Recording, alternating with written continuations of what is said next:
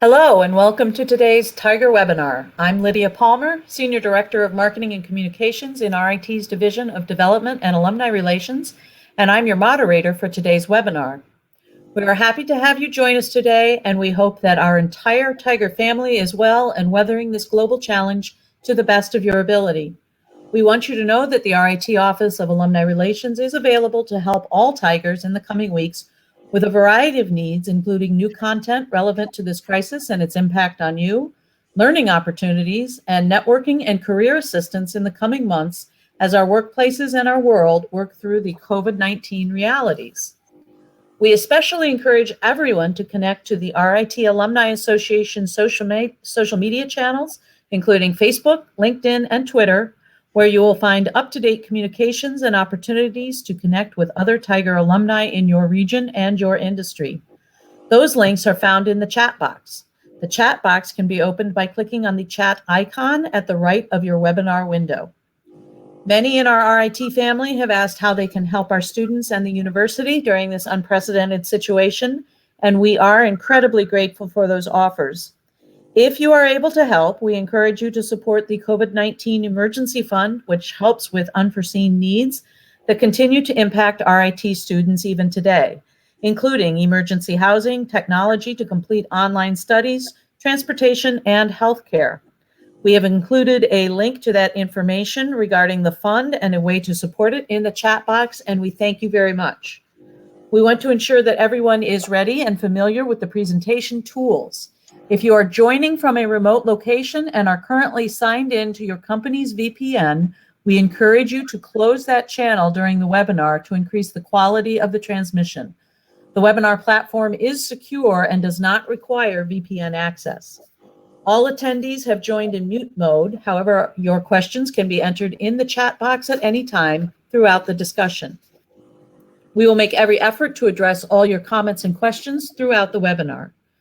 You are joining this event using broadcast audio. If you wish to dial in by phone, dial-in information is provided in the chat box.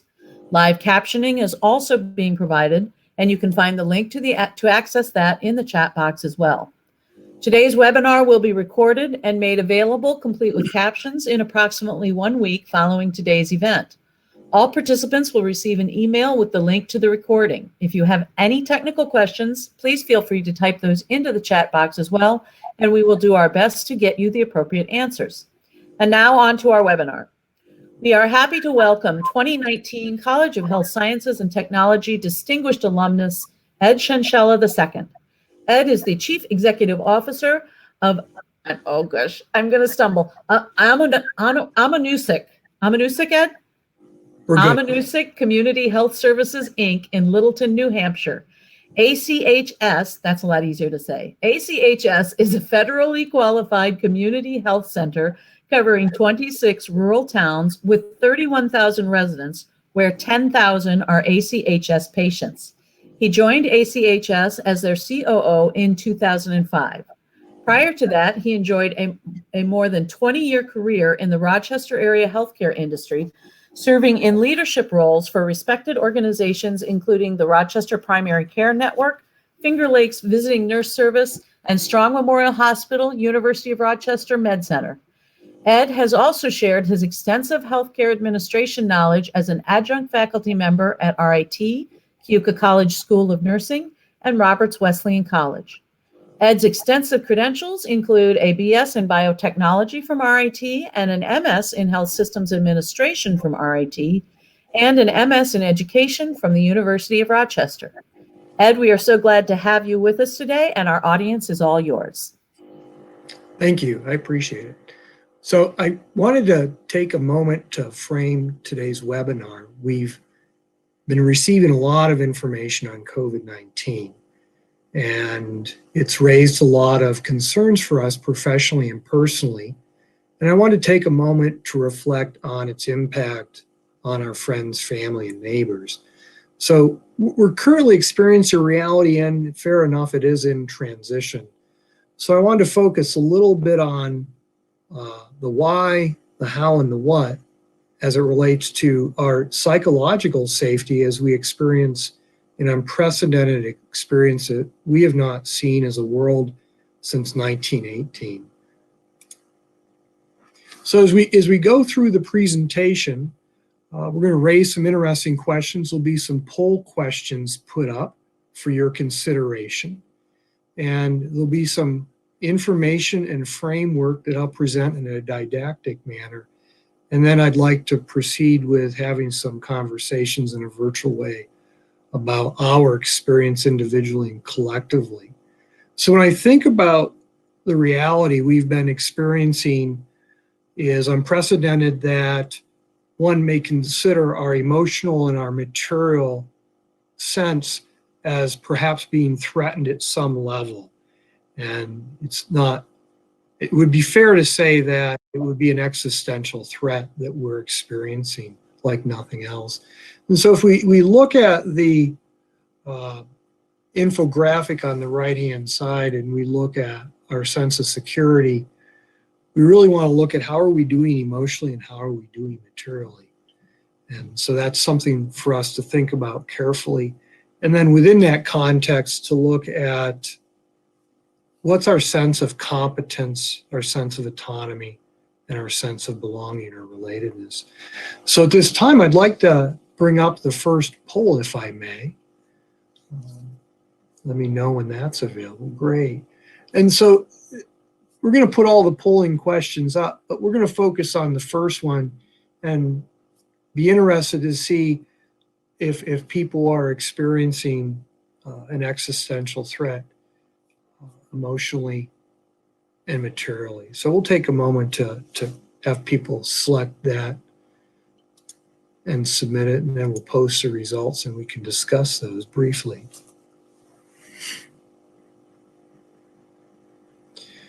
So while we're doing that and you're thinking about that, for the most part, as we go through our life, we experience things that we may feel threatened by, and our family may, our friends. Yet it's unusual for us as a state, a nation, the world to experience threats in such a large level. So when I think about those threats, there's a couple things we can think about, and one of the books I recommend is worth considering is Kubler-Ross's on death and dying. And part of that is I think about change, and change is a process. Nobody likes change but a baby with a wet diaper. But when we think about going through change, there's denial, there's anger, there's negotiating, there's acceptance, there's depression. And we'll move throughout those various experiences, and they're very natural. And so we're going through a lot of change. So I think we need to be cognizant of those sorts of experiences. Do we have the results on the polling? Yeah, it looks like it's kind of evened out. We've got a pretty decent percentage saying that, yes, they are experiencing some emotional security threats. Mm-hmm. And then not actually, almost the opposite for material security. Mm-hmm. And that's interesting because, I mean, some of us may continue to be working in the environment that we're in. And so we may have some sense of security as it relates to being able to pay our rent and afford food and things like that. And it's still disconcerting when we think emotionally of what COVID-19 does for us. So the slide that I have up now looks at motivation. And Dr. Dietschy and Dr. Ryan are from the University of Rochester, and I had the pleasure of being a student of theirs. So when I think about the material side, we think about mostly monetary, and we expect to be paid well based on the market, equitable based on the value we bring, and fair compared to our colleagues. And then part of professional fulfillment is based on intrinsic motivation, where we get to experience ourselves as autonomy. We get to have some choice in the world. We get to have a sense of belonging to our work that we do. Our values match the mission of where we work, and our relationships, belonging with our peers and with, if we have customers, with them.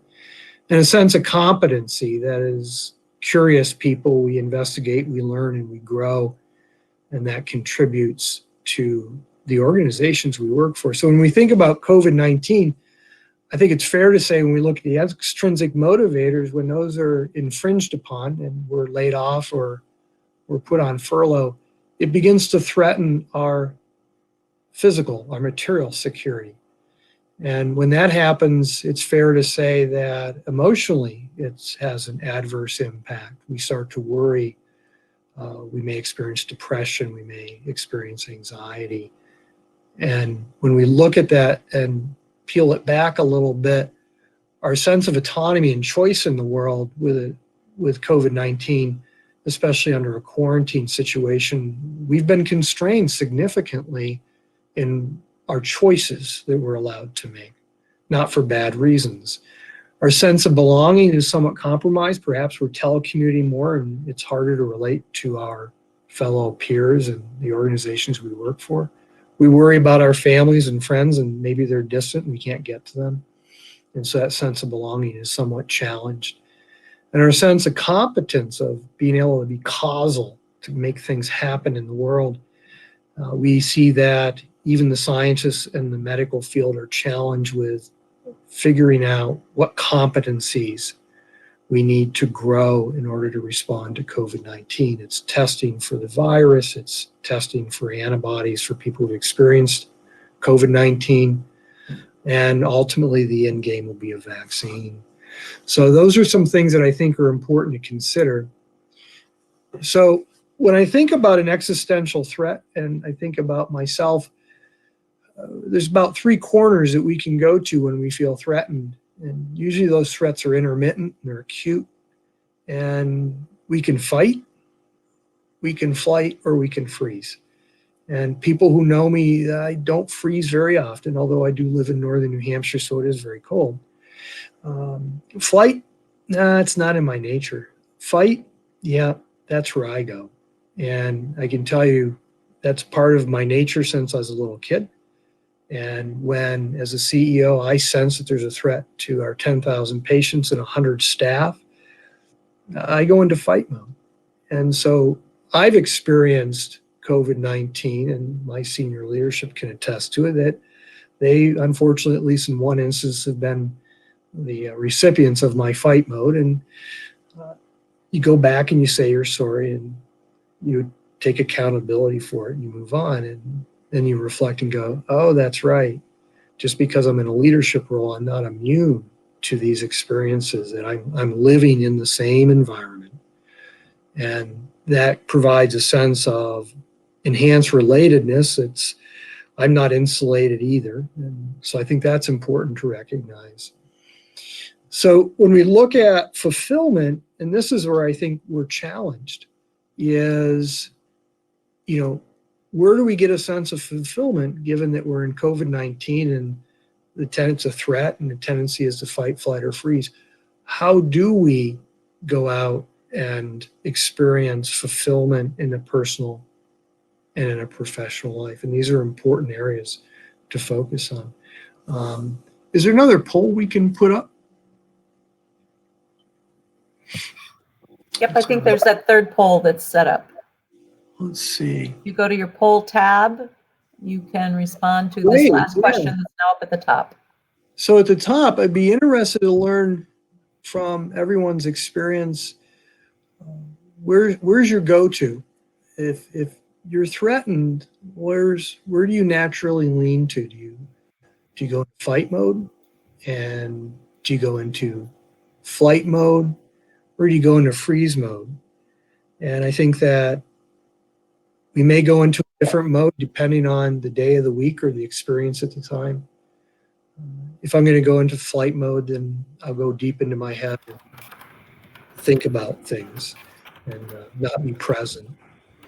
So I think it's just important for us to be aware in this current situation of where we lean to when we're threatened and we go to that reptilian brain. So.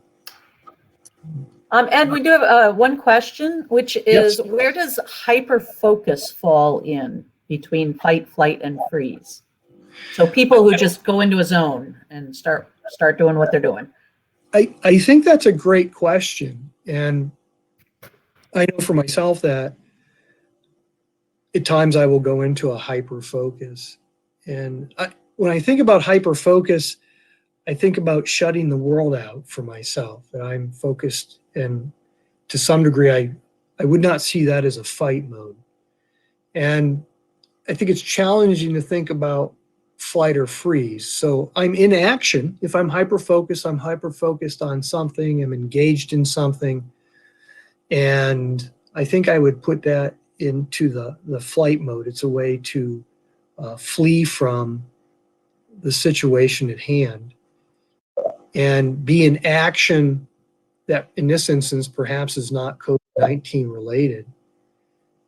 And I see that perhaps as an important place to go to periodically, to remove oneself from the COVID-19 and immerse oneself in another activity that provides some respite from the constant impact of COVID-19. It's pretty challenging to get away from. At the grocery store, we put our masks on. It's in the news. I can't tell you how many emails I get that are well-meaning, that are COVID-19 related.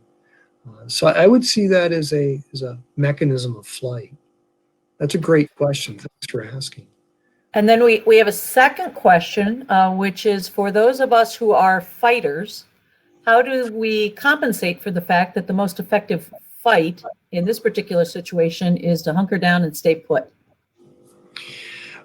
I think that's interesting. I think when I think about fight, I think it is an action focused.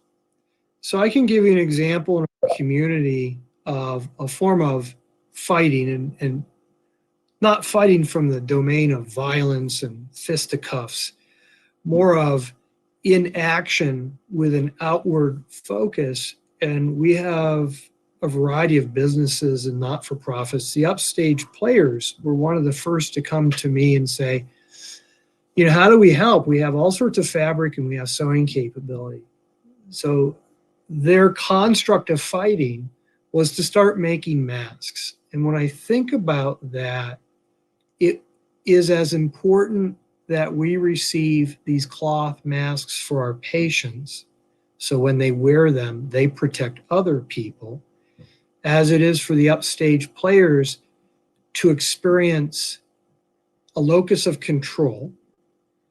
They could start to relate to the COVID-19 in a positive way. They had a sense of autonomy, which had been infringed. They're not going to be putting a production on anytime soon, so that got infringed. And a sense of relatedness. They got to be able to come together virtually to impact COVID-19. And so it checks off my ideas of a greater sense of autonomy. They've got some choice, a sense of belonging, that they've engaged deeply in the community in healthcare, which is not their comfort zone, and a sense of relatedness both to our agency and the patients we serve, and then amongst themselves. So that's just one example of what someone can do to fight. It's an awkward word when I think about it. I think it's in action that you're making a positive impact in an area that you're competent in. Food has been brought to my staff. We're grateful for that. A gentleman in the communities used to be a soap maker. He went back to making organic soaps. And that's what you start to see. That's part of that incremental, iterative fighting mode. So thanks for asking. That's a great question. So how'd the poll turn out? Oh, I'm sorry, let's go back and take a look. When you experience, what do you do? And we've got 47% say fight, 9% say flight, and 8% say freeze. And we actually had the last person that asked the question say exactly what you did, which is that they view fight more as an act, take action, do something. Yeah. And I think it's important to realize that there isn't a right or wrong way to be. It's recognizing where we are and how we tend to engage. And although we may have a preference in one of the areas, we may vacillate in and out of those areas more than perhaps we ever have, because of what we're experiencing in an environment is is very unique. We all experience some challenges individually, but for us to collectively experience something like this is, we really haven't had that happen. And I think as we discuss this, the ability to share these experiences, that shared experience, I think in and of itself is a way to create relatedness and relationship and stronger communities. So those are great questions. Thank you. So this is what we talked about a bit of the fight, flight, or freeze, and looking at autonomy, belonging, and competence. So some people have already pointed to that. So I won't belabor this slide. You can see that when we can look at the security, that really is important that we have material, thinking Maslow's hierarchy of needs, food, shelter, and security, and emotional security. And when those things are maybe not perfect, but stable, and we're less concerned, then we can start to think about where do we focus on our intrinsic motivations relates to this. Another book I think is worth considering, and is this is Covey's 7 Habits of Highly Effective People. And in that is a circle of control. And when we focus on our realm of control, and I think what's happened with COVID-19 is that realm of control collapsed really fast on all of us. And we have to try to push back on those boundaries again and against the constraints of social isolation and this reality that's in transition. So I'm going to move to the next slide. So this is just some more examples of security, autonomy, belonging, and competence that, like I mentioned, that clearly my trigger is I tend to lean into fight mode. When I think about autonomy, I think about what I can do, and there's certain things I can do as a CEO that allows me to work with the state and federal government and gives me a sense of some choice in the world. And a sense of belonging, I can tell you that, so my wife is an RN who's also Italian, which means that she cares for people, and when she asks if you'd like something to eat, that's not a question, as I've come to learn. So we have some neighbors that are over 80, and so we take some time on the weekend and we make sure that they get some meals. They appreciate that. It keeps them safe in social isolation, and I get to have a conversation on the other side of the storm glass front door. It's still winter up here, so it's a little chilly out. So that's an area that we get a sense of community to come together. And then as it comes to competence, it gives me a chance to work on some books that I'm working on. And it's having me think about those from a different perspective. Do we have another poll to bring up? I think we might. No, I think that was the last one we had set up. Oh, okay. Let's see. So I think what I'll do then is, in lieu of a poll, I think what I'd ask is, where I'm curious, and I'd throw this in the chat or the question box, I will defer to our moderator on the technical piece of that, is what are participants doing in their lives that they can start to capture back some of their choice in the world, experience some competencies and some sense of belonging. What are you doing to get a sense of fulfillment with COVID-19 as a backdrop? I'd be interested to learn more about that. So if you could share that, where would you like them to share that? I would say please enter it right in the chat box there, and we'll keep that string going. That'd be great. So one of the things that I've done, which is relatively small and simple, is, and it's very juvenile, by the way, is I've gone back to having peanut butter and jelly for lunch. Not any jelly, grape jelly. It takes me back to early childhood, and I enjoyed peanut butter and jelly. And it was often in the summers. It's a nice warm summer afternoon. So in the midst of whether I'm working on policy or finance or working with our medical director, it gives me an opportunity to take 15, 20 minutes and enjoy my peanut butter and jelly. So sometimes they're the simple things. And my wife and I have spent time baking bread more recently. I can't tell you how hard it is to find yeast. The only bag of flour I could get recently was the 50-pound bag. So our neighbors are, they're going to probably have to do some walking this summer to take off the weight that they put on from us feeding them. So those are some of the things we've done. And we have a bookstore in town that's locally owned, and we've started to purchase their Legos. So we've now become Lego aficionados. Hopefully And the kids won't be. Go ahead. Ed, we do have a couple comments coming in. There's a couple Great. people who've said they've been volunteering. Ryan is doing remote volunteering. I'm curious to know what that is. Yeah. Making my husband renovate. That's an interesting idea. Focusing on health. Yoga channel on YouTube. Made a dish for my mother to use, make, and take back for safer times, and masks. Talking about masks again, taking walks. I've been trying to do that. Gardening, singing, inspiring songs, baking. I've experienced that too. My son is a comfort baker as well. Tai Chi, so it's another health and physical activity, and more art, play work, things like that. I think it's interesting, if I compare this comment as some of these continue to come in. There's been a lot of discussion around, should you be trying to be super productive during this time, or should you feel that it's okay to just sort of hunker in place and be calm and be less, trying to achieve things? I personally wax and wane, so I've enjoyed having some time to sit and read a book.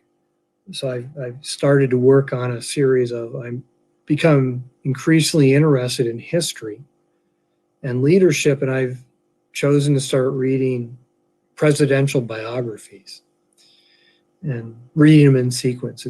It's interesting. And so I think that is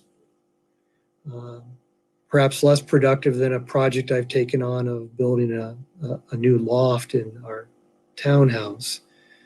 So I think it's personal, and I think it's whatever provides some solace, and I think it's very personal and individual.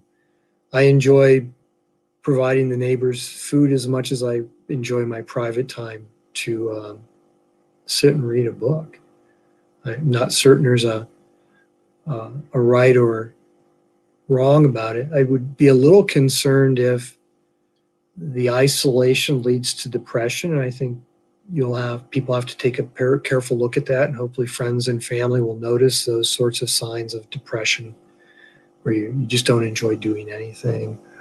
Or anxiety, that would be disconcerting for me if you're starting to lose sleep from ruminating and things like that. So I think that would be my 2 cents on it. Do you have other questions that have come up? What other things are people doing? No, we're sharing bird watching.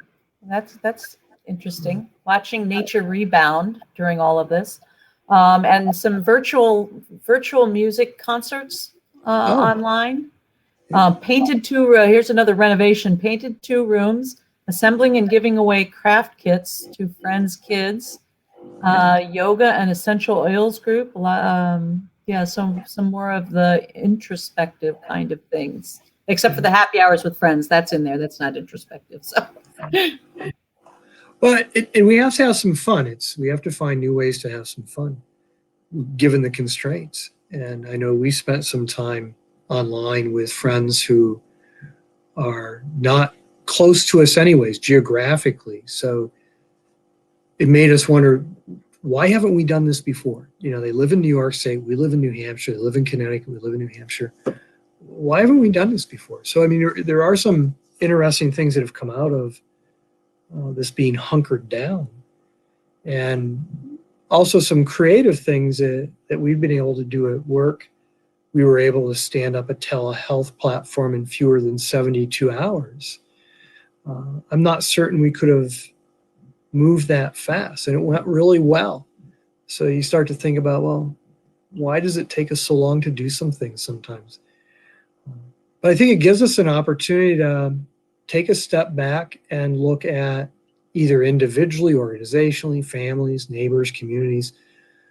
What do we value? So when we get on the other side of COVID-19, we have an opportunity to perhaps create a world that's subtly different than the one we were just naturally moving through, because we were on this cadence of life as we knew it. It got significantly disrupted. So, what do I want to do on the other side of COVID-19? What's different in my community? What's different in my family? One of the challenges I have at work is endeavoring to find a way to keep some level of psychological safety, because a lot of things that we do with and for our staff, we typically do in very close proximity. Let's celebrate a birthday. Well, let's do that from 6 feet. And so we've had to rethink about how do we continue to express gratitude with our staff in some challenging circumstances. We've been able to do some fun things with food that are creative. We have an egg farm nearby, so each of our staff got a dozen eggs. So it is interesting to see the community come together. There's always a certain amount of relationship that was here. Those relationships, I think, are more solid. Everybody's, what do you need? How can I help you? So I think that service leadership is one of the bright spots that I'm seeing come out of this. And I think that when people work on service leadership, when you get into the neurophysiology and your dopamine receptors, there's a sense of, in layman's terms, a real sense of pride and feel good when you can help someone else out. And I think I see that happening a lot in the community, that they're coming together. So I think that's one of the upsides that I'm seeing. So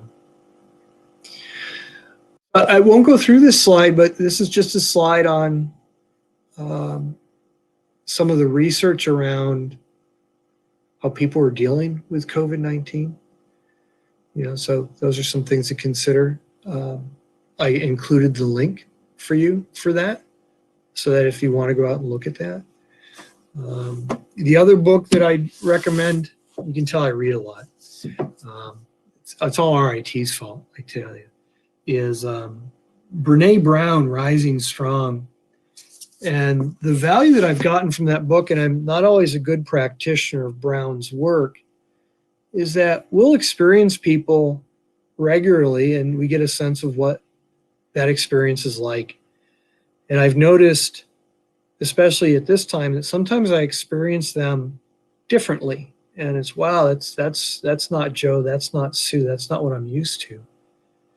And immediately the knee jerk is, well, what's wrong with you? And I think more accurately, it's what happened. Something happened. And there's always things that happen in our lives. And to ask them, are you okay? Check in with them to see, something happened this morning, something happened yesterday. And when I look at our staff, we have about 20 staff who have 40 kids. And they are now challenged to, they have their professional work they do, they have family work, and oh, by the way, they're now a big piece of their life is now teaching. And it's probably not fair to a student to all of a sudden expect them to be highly self-directed. That's not going to happen. So there's that experience. And I have staff who have aging parents. And so they're concerned, especially if they're in an assisted living.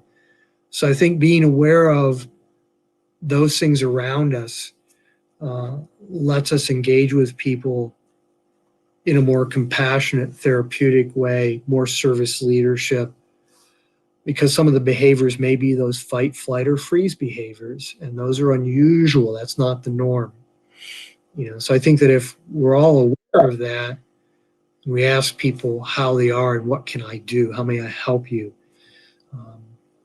I think it works well together. It creates a sense of community. So that's the value that I've gotten out of some of Brene Brown's work.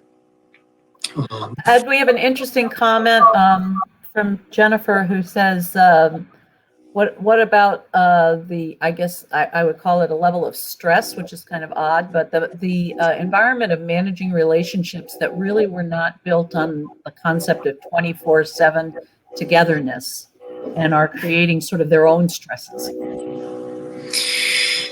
Yeah, I would agree with that, and I think I have more compassion for people who are in an urban area because of the proximity. It's very hard to get out of that.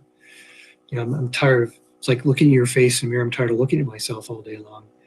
And we're in a rural area, so we have a little more latitude to actually get out in nature. We're not as locked down. We can create social distance and not see people for hours on end. So I think that in a home, I know that if I just think about Lee and I, that yeah, we're in around the house a lot all the time, and I think we also spend a fair amount of time individually doing different things that we enjoy individually. So I think it's important to find those sorts of activities that we can do individually. We've also found some things that we do together, although working, putting Legos together is really almost like parallel play because it's hard to put one Lego model together with two or more people. It's not designed that way. So it's I think you're right that being aware of the constant 24/7 and then trying to find a way to step away from it, whatever that means. Some people have mentioned that music is a way to hyper focus on music or escape into music. I think we took some of those things for granted, that you go out for a meal and that was social. And I think when we get on the other side of this, we'll have a whole new appreciation for those things that they're really nice. We just didn't realize how important they were until we couldn't have them anymore. I'd prefer to go through the grocery store at a much slower pace, but I can now get grocery shopping done in 15 minutes. So do we have other thoughts?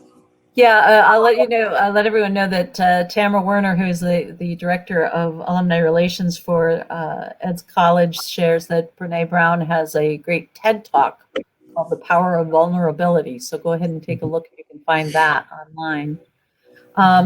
Question, how can I make future decisions for my life when the future is unknown because of virus effect? She's an 88-year-old alumna. Wow. Congratulations, by the way. I moved to my daughter's home and we put puzzles together, listen to musicals on the internet, and keep in touch with friends of former apartment adult home. Well, congratulations. I think that's great. I hope I find my way to 88. That's wonderful. You obviously got to experience RIT in part probably in the city campus before it moved to Henrietta. So that's really exciting. If I look at, we have neighbors next door and they're in their 80s. And I think that when the weather breaks, because it snowed today and yesterday, that Nate and Mary Ellen will be outside doing the things that they typically do. The one caveat is that until we can get to vaccination, I think their ability to get together with their peer group is still going to be challenged because it won't be as safe for them to get together as they historically had. I think they'll still be able to go hiking. They're clearly going to be taking separate cars and they're going to keep some social distance along that. So I think that they're going to be able to plan for some of those activities. Getting together around a meal, I think until we have a vaccine, I think that's going to take a little bit longer. I think the good news, and this is just a hypothesis, that because there was work being done on the SARS vaccine historically, and some of that work lost interest because SARS, it went away from our line of sight relatively quickly and was managed with quarantine very effectively. A lot of that research is in the same family of viruses. So I think we've got a head start. We understand the family of viruses. So I think optimistically, hopefully not too Pollyanna, maybe by the time we get to the end of the year, I'm aware of one company that has chosen to, in parallel, develop production capacity before phase 3 clinical trials are finished. It's a $1 billion gamble.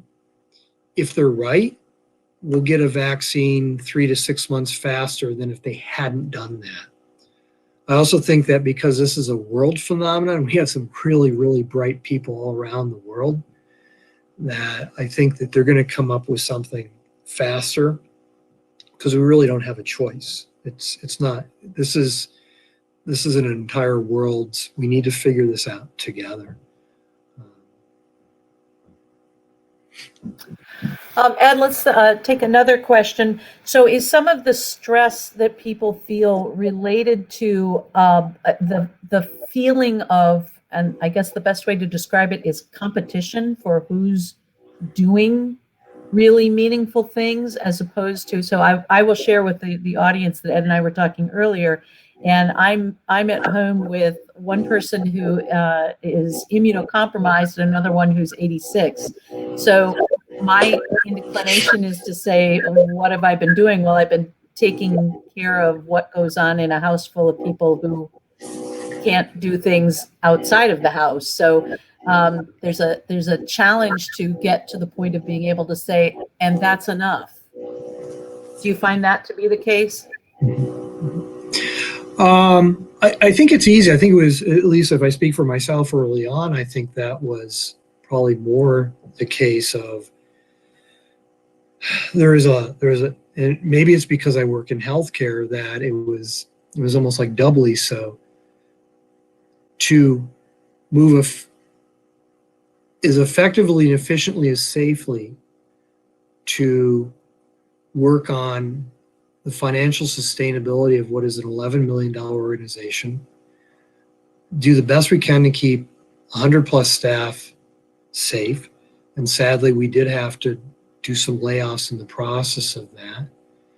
And then not only meet the care needs of our patients, that they always have care needs, there's 40,000 encounters a year, but stand up a public health response. And it was pretty intense for quite some time. And yesterday I took the first day off in a long time and didn't really do anything on the email or work, that to take some time out, because if I don't take time out and re-energize, then somebody will say something, and it won't be significant, but I know it'll be a trigger, and I'll go into fight mode, and then I'm going to have to say I'm sorry. So I think it's challenging, but I think we all have to take some time for ourselves, whatever that means, to create an environment that has some psychological safety, that we can put, COVID will be here when I get back to it, but I need to come over here and take care of myself for a while. It could be yoga. I ride a Peloton, and that's been helpful. I need to get back to playing piano. That'll be helpful. So I think we all need that. Otherwise, we're going to be on top of each other, and we won't engage with each other very well, very compassionately, because we're too stressed out. Usually, stressful situations are short term. It's that quick adrenaline rush that we experience of, it's like falling into cold water and getting safely back to shore. It's not usual that we experience a stressful situation. This one's going to be a little bit longer. I can see the possibility of a vaccine that will give us a deep breath, and we can go back closer to what was normal before we got here. And it's not going to be here tomorrow. And I think just to be aware of that, we don't have a lot of history in those longer, stressful situations. 9/11, as tragic as it was, did not have the longitudinal, and it didn't adversely impact as many people in the United States. Still tragic. World War II, I think that was longer. If I talk to when I talked to my grandparents, they were hunkered down for a longer time. And I think that stress level, or, pull the shades down, lights are out, air raid drills, so. We did have one person share some information here, as anybody can read, with regard to a new plasma therapy that's being tried. There's certainly a lot of things. It sounds like there are quite a few things that are being tried. So that's an interesting thought to add in as a stopgap until the vaccine is available.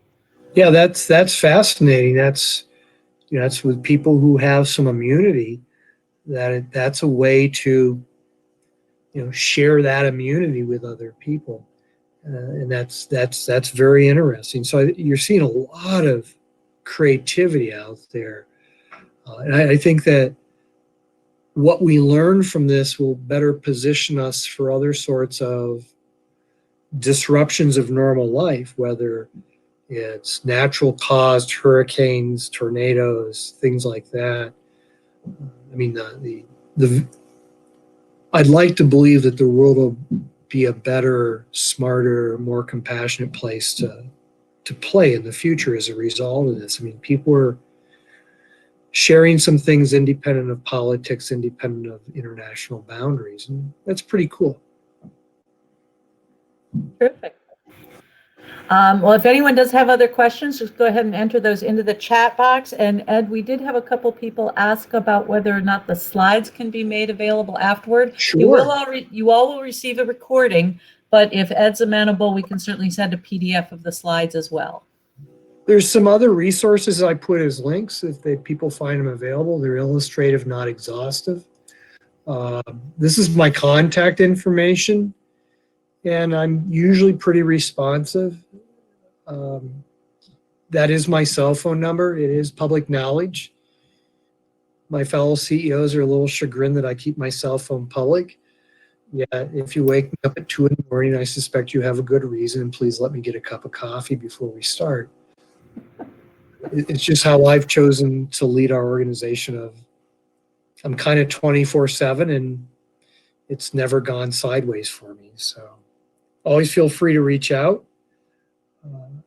I always appreciate what people's thoughts are.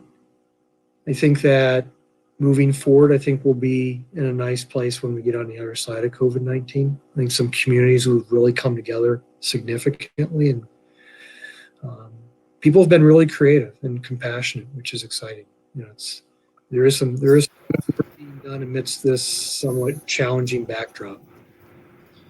Absolutely. So another question, some people are experiencing the loss of loved ones and are not able to grieve and mourn in traditional ways, such as funerals and memorial services. Are there suggestions of how you replace those rituals in their grieving process? And that's an interesting question, because I know people who passed away early on in the situation, and they said, oh, well, we're just going to postpone the memorial service for a couple of weeks, and now it's turning into a couple of months.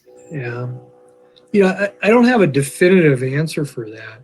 Full transparency, I am the grandson of a funeral director.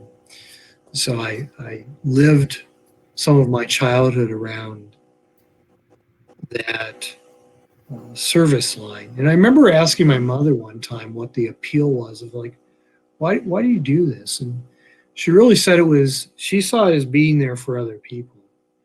And so what I got a sense of from her describing it is there's always the transactional element of how we care for people who have passed away. And the relational piece, I think, is significant. So I think descriptively, the best that I could think to suggest is for those for whom there are significant relationships to the person who passes away, perhaps while we're still hunkered down, to start to create how you all would choose and co-design celebrating who they were for you. So I think when we get at the other end of COVID-19, what are we doing, so that we can honor that memory?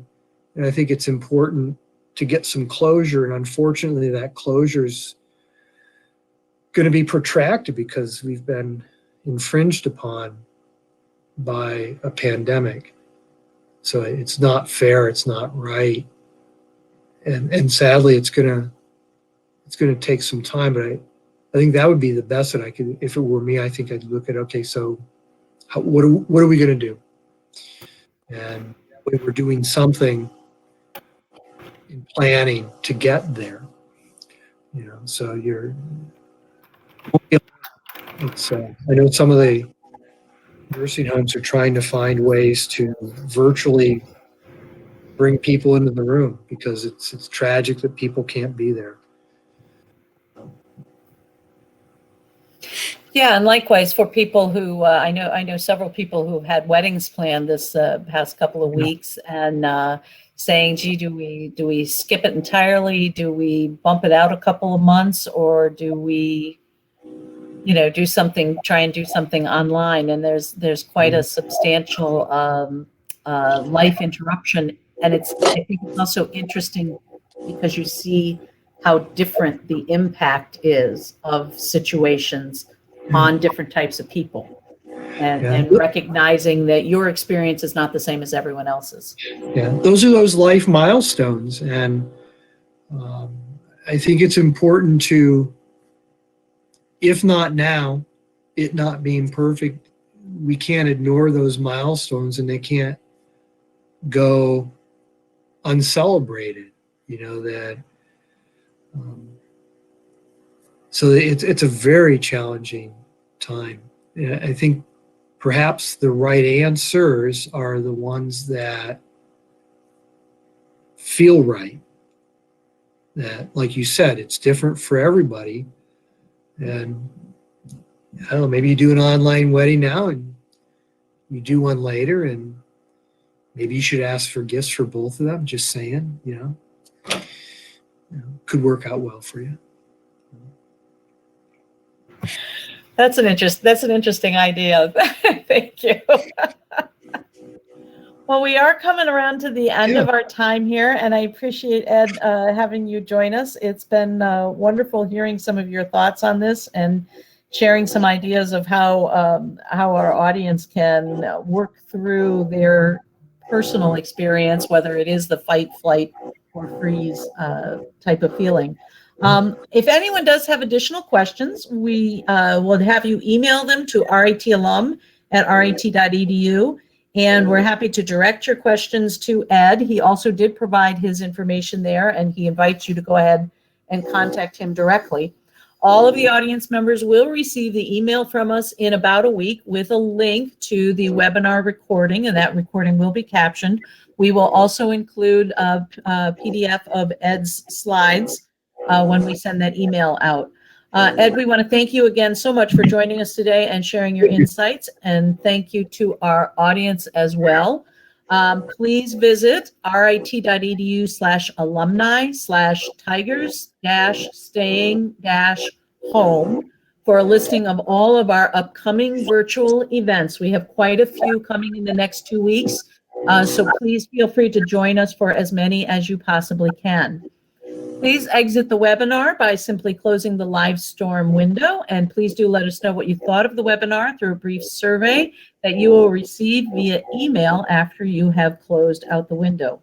Have a wonderful day, and everyone, please stay healthy. Great, thank you.